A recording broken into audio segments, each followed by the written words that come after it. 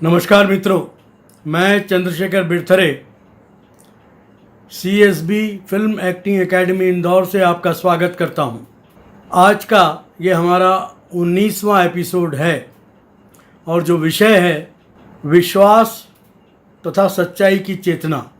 ये हम पिछले जो 2-3 एपिसोड हमने किए हैं और आज का भी एपिसोड जो है स्टैनिस्लॉवस्की के विचार हम आपको बताने जा रहे हैं और बता रहे हैं। आज का जो विषय है विश्वास तथा सच्चाई की चेतना।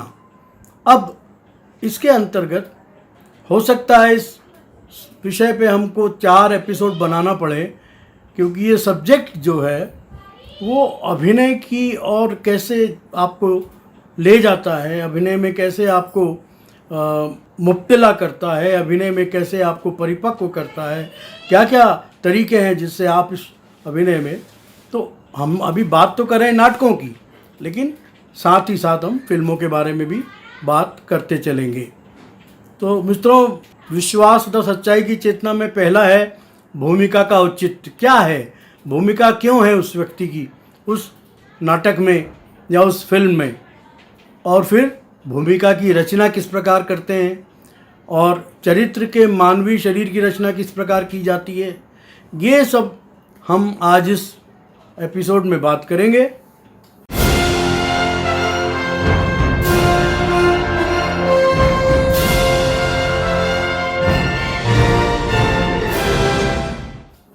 तो विश्वास और सच्चाई की चेतना के विषय पर स्टैनिस्लॉवस्की ने एक किताब लिखी थी। उस किताब में एन एक्टर प्रिपेयर्स के नाम से एक चैप्टर था, जिसमें उन्होंने विश्वास और सच्चाई की चेतना के बारे में एक बहुत विस्तृत रूप से बातें की हैं, चर्चा की है।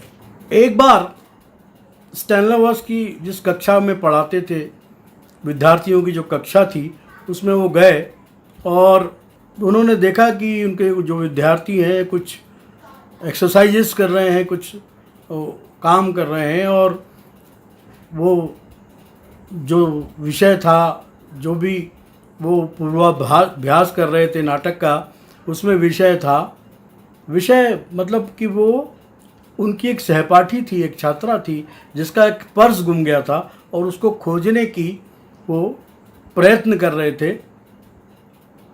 तब वो जब स्टैनिस्लॉवस्की वहाँ पहुँचे क्लास में, तो वो एक तरफ खड़े हो गए और वो सारे बच्चे जो है उस उनकी सहपाठी छात्रा का पर्स ढूंढ रहे थे। वो इधर उधर दौड़ रहे थे, भाग रहे थे। कोई व्यक्ति, कोई छात्र जो था वो बाहर साइकिल स्टैंड पे चला गया, वहाँ देखा, और सारी जो प्रक्रियाएं चल रही थी उसको स्टैनिस्लॉवस्की जी ने बहुत ऑब्ज़र्व किया, देखा।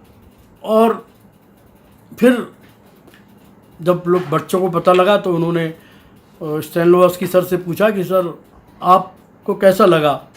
तो उन्होंने जो कहा कि भाई तुम जो भी कर रहे थे वो बड़ा पूरी ईमानदारी से के साथ कर रहे थे और उसमें सच्चाई की चेतना थी, और जो भौतिक लक्ष्य तुमने तय किए थे, पर्स को ढूंढना, वो जो है उन सभी के प्रति तुम्हारे मन में विश्वास की भावना थी, वह स्पष्ट और परिभाषित थे।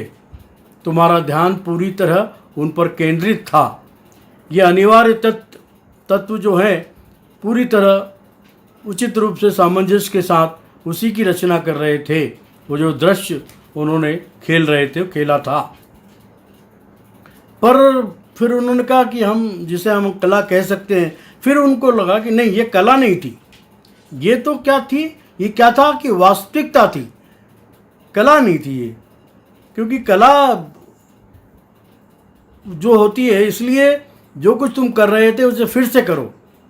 फिर से दूसरी बार जब विद्यार्थियों ने वही क्रियाएं दोहराई तो उन्होंने कहा कि अब आप लोगों ने जो किया है उसे नाटक की परिधि में रखा जा सकता है, और तुम्हारी चेष्टाओं में विश्वास और सच्चाई की चेतना स्पष्ट नज़र आ रही थी। स्टैनिस्लॉवस्की के अनुसार सच्चाई और विश्वास की भावना के 2 प्रकार होते हैं। एक तो वह सच्चाई जो नाटक के तथ्यों की वास्तविकता को लेकर अपने आप बन जाती है, और दूसरी दृश्यात्मक जो समान रूप में सच्चाई लिए तो होती है, लेकिन कल्पना के तल पर जन्म लेती है।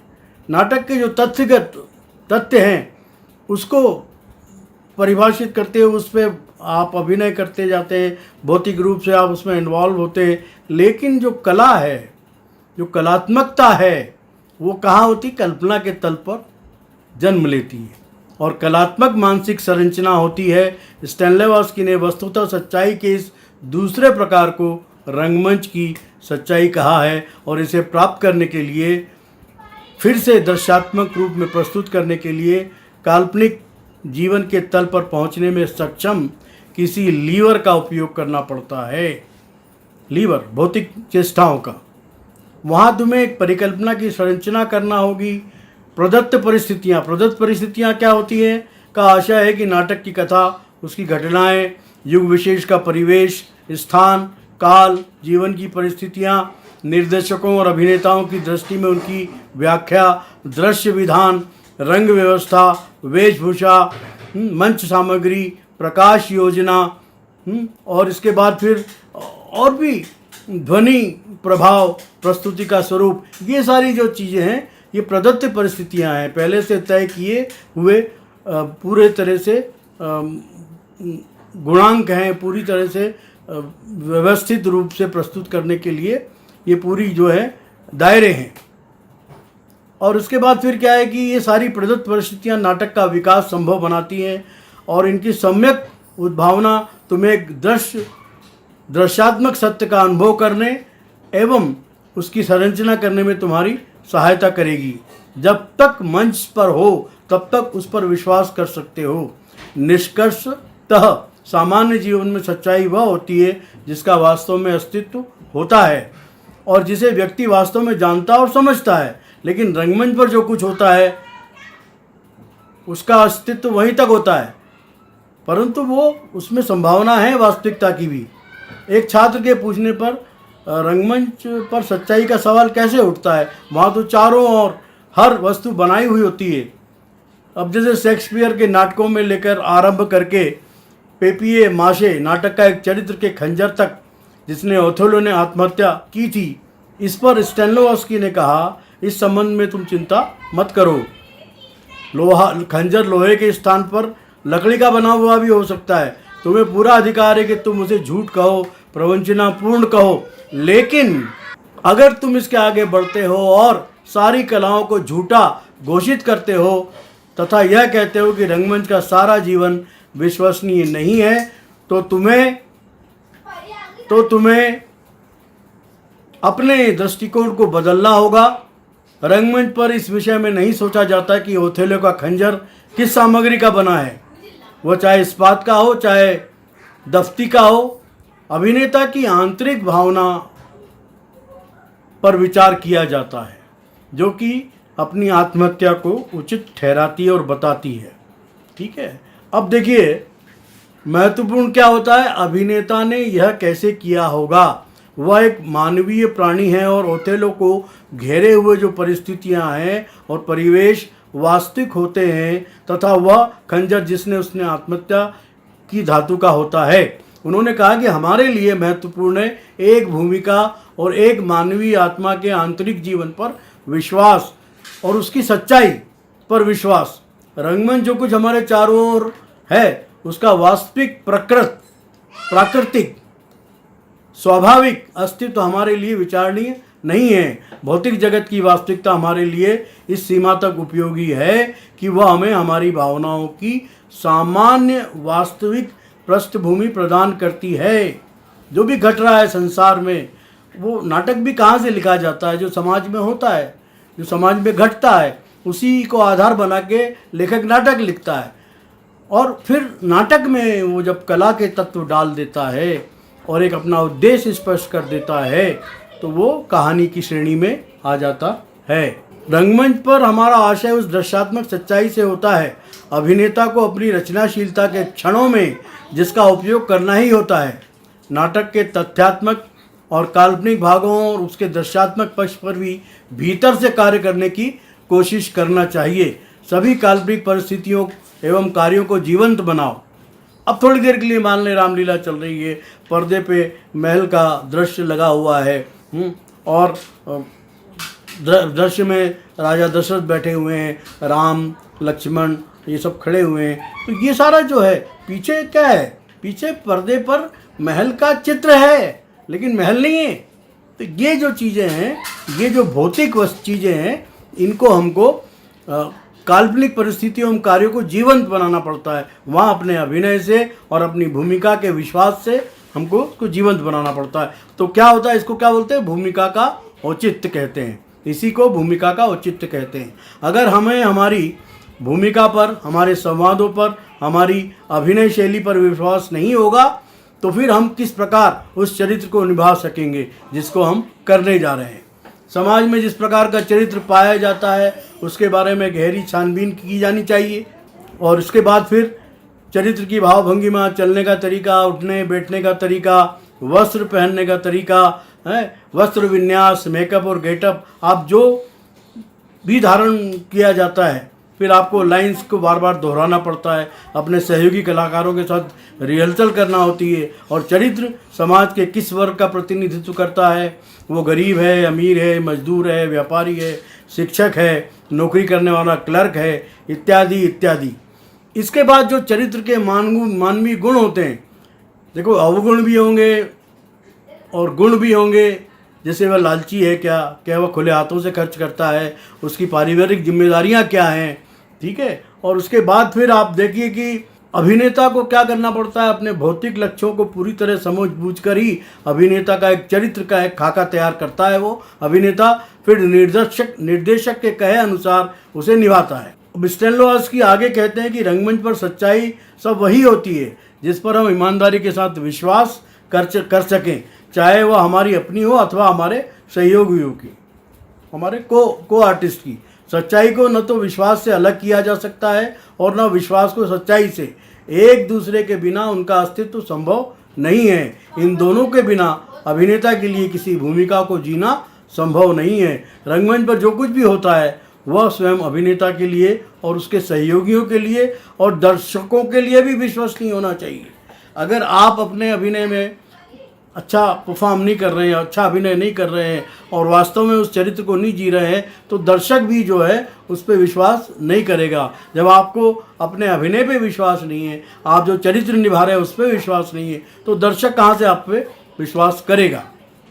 तो अभिनेता जिन भावना का अनुभव कर रहा है और जो कुछ भी कर रहा है उसकी सच्चाई पर हर क्षण प्रत्येक पल उसका भरपूर विश्वास होना चाहिए। स्टैनिस्लॉवस्की आगे कहते हैं, अब इसमें और थोड़ा प्रॉब्लम है कि सच्चाई की अधिकता जो है वो भी बहुत नुकसानदायक है। सच्चाई में क्या, सच्चाई बहुत ज़्यादा सच्चाई, अगर आपके हाथ में तलवार है और दृश्य ये है कि वो सामने आपका दुश्मन खड़ा है, उसको तलवार मारना है, अब सही में आप उसकी गर्दन काट देंगे तो ये तो वास्तविक सच्चाई हो गई। तो ऐसा नहीं है, वहाँ भी आपको समन्वय स्थापित करना होगा, झूठ और सच का अनुपात समझना होगा। 75% सच्चाई की भावना और केवल 25% झूठ का भाव हो, ये जो अनुपात है उल्टा भी हो सकता है। अभिनेता को चाहिए कि वह अपनी सूझबूझ और अभिनय क्षमता की कसौटी पर सच और झूठ को परखे और फिर अभिनय करे। कई बार अभिनेता का सच्चाई के प्रति लगाव सच्चा करना चाहता है, वो तो बिल्कुल रियलिस्टिक करना चाहिए। फिल्मों में रियलिस्टिक हो सकता है, फिल्मों में शॉट लगा हुआ है तो फिल्मों में रियलिस्टिक अभिनय ही करना है उसको, लेकिन नाटक में रियलिस्टिक अभिनय कैसे करेगा वो? अगर वो लाउड नहीं होगा अपने अभिनय में तो वो 120 फीट दूर बैठे दर्शक को कैसे बता पाएगा। नाटक दल में एक अभिनेता जिसमें सच्चाई के प्रति असाधारण और अगाध निष्ठा थी, उसी को लेकर अभिनेताओं की लोग आलोचना किया। एक छात्रों का जो समूह था उसमें एक छात्र ऐसा भी था जो आलोचना करता रहता था, अरे यार ये इसने जो पता नहीं क्या किया, अच्छा अभिनय नहीं करता ये, और पता नहीं क्या लोगों की आलोचना करता था। पर जब उसको मौका मिला, वो जब रंगमंच पर अभिनय करने गया तो वो अपनी चेतना को उसने सर्वथा खो दिया और विश्वास मुश्किल हो गया और वो सही तरीके से अभिनय नहीं कर पाया। तो साथियों के अभिनय में सच्चाई की प्रशंसा और झूठे प्रदर्शनों की निंदा करना आसान है, लेकिन रंगमंच पर परफॉर्म करना, रंगमंच पर वो चरित्र निभाना बहुत मुश्किल होता है। सच्चाई की चेतना का उपयोग सबसे पहले यह देखने में करो कि अच्छे बिंदु कौन से हैं। किसी अन्य के कार्य का अध्ययन करते हुए अपनी भूमिका को दर्पण के रूप तक ही सीमित रखो और ईमानदारी से सोचो कि जो तुमने देखा या सुना है वह विश्वसनीय है अथवा नहीं। फिर विशेष रूप से उन क्षणों की चर्चा करो जिन्होंने तुम्हें सर्वाधिक आश्वस्त किया हो। स्टैनिस्लॉवस्की का मानना है कि छोटी छोटी सच्चाइयों का सहारा लेते हुए धीरे धीरे भूमिका में आगे बढ़ो। सहज रूप में संभाव्य भौतिक आधारों पर अपने कार्य को निर्भर करो। धीरे धीरे बारीकियां ग्रहण करते जाओ और एक अच्छा अनुक्रम बनाओ, और हर छोटा अनुषंगिक कार्य सच्चाई के साथ किया जाएगा तो सारा कार्य व्यापार बड़े सही रूप में उद्घाटित होगा। अब हर चरित्र की अलग अलग कुछ काम करने की शैली होती है। इंस्पेक्टर है तो उसके हाथ में रूल होता है, उसका बोलने का तरीका, वो सब चीज़ें अलग होती है। एक व्यापारी है, वो किस तरह अपना ग्राहक को कन्विंस करता है। ये सारी जो चीज़ें, छोटी छोटी चीज़ें हैं, वो बहुत महत्वपूर्ण है। भौतिक चेष्टाएं बहुत महत्वपूर्ण होती हैं। उन्होंने समझाया कि पूर्णता और हर तरह से औचित्यपूर्ण भौतिक व्यवहार ही ऐसी वस्तु है जिस पर कलाकार अपनी पूर्णतः जीवंत निष्ठा स्थापित कर सकता है। लेकिन रंगमंच पर होने वाले व्यापार भौतिक ही तो नहीं हुआ करते। कई बार ये व्यापार जो रहते हैं आंतरिक होते हैं, हृदय से, मतलब शरीर के भावनाओं से किए जाते हैं। तो फिर उसको कैसे करेगा? तो अब जैसे मान लो आपको कोई तरल पदार्थ पीना है, कोई कप में चाय पीने का अभिनय करना है, तो जरूरी नहीं कि कप में चाय हो। आप अभिनय के द्वारा आपके गले में वो घूंट उतरेगा, उस घूंट को मतलब उतरते हुए, और वो चाय की चुस्की किस प्रकार ली जाती है उसको आपको प्रदर्शन करना है। तो मुख की ऐसी चेष्टाएँ बनाना पड़ेंगी आपको, ऐसा लगे कि निगला जा रहा है। अब एक अन्य प्रसंग का उन्होंने उदाहरण दिया है कि एक अभिनेता की पत्नी है, वो स्नान घर में अपने छोटे से बच्चे को स्नान करा रही है और कुछ चीज़ उससे छूट गई है। अब वो दूसरे अभिनेता को, जो उसका पति है, उसको आवाज़ लगाती है कि भाई फला फला चीज़ आप ले आइए। तो वो जो पति है वो किसी दूसरे काम में लगा हुआ है, वो पेपर पढ़ रहा होगा या सिगरेट पी रहा होगा। तो वो क्या करेगा, उस चीज़ को, भौतिक चीज़ जो है उसको, सिगरेट को बुझाएगा या पेपर को एक तरफ रखेगा, फिर वो सामग्री ले ढूंढेगा, देखेगा और फिर वो ले जाके उसको बाथरूम में, मतलब स्नान घर में देगा। उनका कहना है कि पहले अभिनेता वही प्रदर्शित करे जो उसकी सामर्थ्य सीमा में है, अर्थात वह केवल बाहरी भौतिक व्यापारों का प्रदर्शन करे ताकि यह देखा जा सके कि वह सच्चाई को कहाँ तक पकड़ पाता है। अब एक और उदाहरण उन्होंने दिया है कि एक लड़का है, उसको वो पाषाण, मतलब त्रासद भूमिका दी है, दुखपूर्ण मुद्रा में निष्क्रिय पाषाण के रूप में खड़ा होना था। पर वो लड़का जो है, उसने जो परफॉर्म किया बहुत ठंडा था, उसमें कोई ऊर्जा नहीं थी और अति नाटकीयता का सहारा ले रहा था। और वो पुरानी जो परिपाटी रटी रटाई हैं उनका सहारा लेकर वो क्या कर रहा था, उसकी आंखों में भय का अत्यधिक भाव था। भौहें त्रास से कांपती रही, सिर दोनों हाथों से पकड़ लिया। और उसके बाद फिर क्या किया, उसने अपनी उंगलियां बालों में घुमाना शुरू कर दी। और इस तरह से क्या हुआ कि वो जो उसने अभिनय किया उसमें कहीं उसकी आंतरिक सक्रियता भी नज़र नहीं आई, है ना। तो उसका मतलब ये है कि किसी प्रकार की निष्क्रियता के साथ भी सक्रियता हो सकती है। अगर हो सकती है तो उसमें क्या कुछ होगा, ये चीज़ें हैं। एक दूसरे प्रसंग में स्टैनिस्लॉवस्की सर ने आज्ञा दी कि स्त्री को बताया जाना था, एक महिला है, कैरेक्टर समझ लीजिए, उसको बताना था कि आपके पति का निधन हो गया। और बहुत सोचने विचारने और सावधानी से तैयारी करने के बाद उसे उसके दुर्भाग्य के विषय में बताया गया। वह तो स्तंभित रह गई। फिर उसके चेहरे पर कोई त्रासद या पीड़ा का भाव नहीं था जिसका रंगमंच पर प्रदर्शन किया जाना था। वस्तुतः उसके चेहरे पर कोई अभिव्यंजना ही नहीं थी, कोई वो ही नहीं पता लग रहा था। उस पर लगभग मृत्यु की चरम निष्क्रियता थी। अवाक शून्य में निहारती रही वो, और करीब 10 मिनट तक वो पूर्णतः अपने आप को निष्क्रिय होकर खड़ी रही, जिससे उसके भीतर चलने वाली प्रक्रिया किसी प्रकार बाधित न हो। वह खड़ी तो उसी मुद्रा में नहीं, लेकिन उसके मनोजगत में अतीत और वर्तमान की घटनाओं का क्रम लगातार चलता रहा। वो पति के साथ बिताए हुए क्षण जो है उसको याद करती रही। और फिर जब किसी दूसरे कलाकार ने उसको उस व्यामोह की स्थिति से बाहर निकालने की कोशिश की और उसको जब टोका, तो क्या हुआ वो असमर्थता के बोध से बेहोश होकर गिर पड़ी। ये जो 10 मिनट थे उसकी निष्क्रियता के 10 मिनट थे, वो सक्रियता से परिपूर्ण रहे। और इसे सक्रियता नहीं कहेंगे, इसमें कोई भौतिक तो चीज़ें थी नहीं। स्टेनलेस्की ने क्या कहा इसका जवाब कि शायद वह पूरी तरह से भौतिक नहीं थी, प्रायः हर भौतिक सक्रियता के साथ कुछ मनोवैज्ञानिक सक्रियता जुड़ी रहती है, और इसी प्रकार हर मनोवैज्ञानिक व्यापार के साथ कुछ भौतिक चेष्टाओं का योग रहता है। उस स्त्री के पास साथ भी शायद ऐसा ही हुआ। हमें अपनी पूरी भूमिका की आंतरिक सच्चाई को तत्काल पूरी तरह पकड़ने की कोशिश नहीं करना चाहिए। हमें सच्चाई को खंड खंड करके छोटे छोटे टुकड़ों में ग्रहण करना चाहिए और हर खंड से अलग से आत्मसात करना चाहिए। धीरे धीरे जब हर खंड की सच्चाई को ग्रहण कर लेंगे, उस पर पूरी तरह विश्वास जमा लेंगे, वही प्रक्रिया अपनानी चाहिए जैसा कि हमने इकाइयों और उद्देश्यों के चैप्टर में चर्चा की थी। अगर तुम किसी बड़े व्यापार पर विश्वास नहीं कर सकते तो तुम्हें छोटे छोटे अनुपातों में तब तक उन्हें विभाजित करते रहना चाहिए जब तक कि तुम उस पर विश्वास करने लगो। यह मत सोचो कि यह कोई छोटी उपलब्धि है, ये एक बहुत बड़ी सफलता है, शायद तुम अभी तक नहीं समझते। अपनी भूमिका में अनुभव, जैसे जैसे वो उन सच्चाई पर विश्वास करने लगता है, अभिनेता अपनी भूमिका को अनुभव करने लगता है और संपूर्ण नाटक की वास्तविकता पर उसे विश्वास होने लगता है।